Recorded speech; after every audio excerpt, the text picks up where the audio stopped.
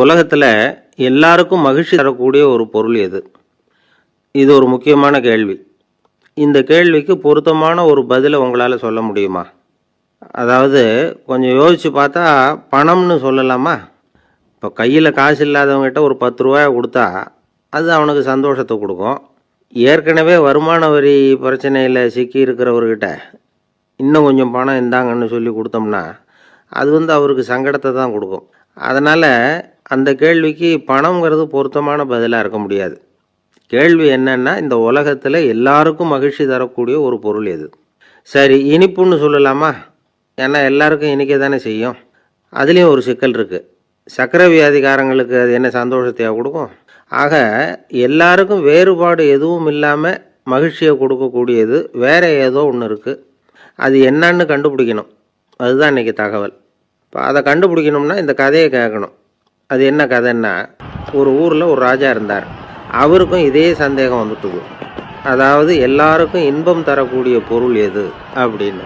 இதுக்கு பதில் தெரிஞ்சுக்கிறதுக்கு ஆசைப்பட்டார். சரி, அதுக்கு என்ன செய்யலாம்னு யோசனை பண்ணார்.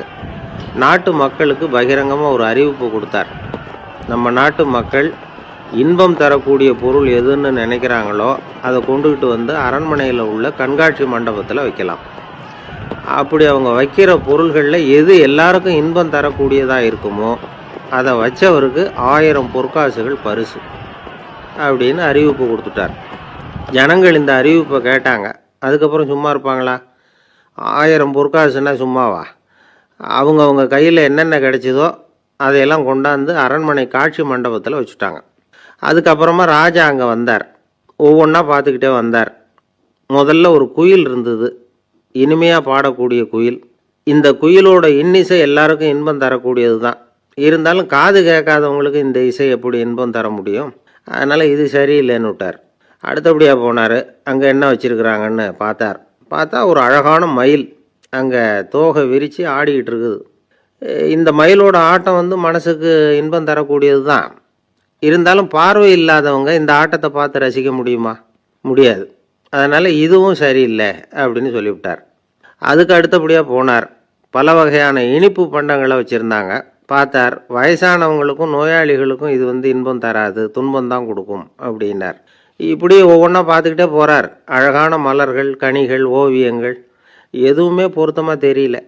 சகல பேருக்கும் இன்பம் தரக்கூடிய வகையில் எதுவும் இல்லை. கடைசியாக வந்தார். அங்கே ஒரு களிமண் பொம்மை இருந்தது. அது என்ன பொம்மை தெரியுமா?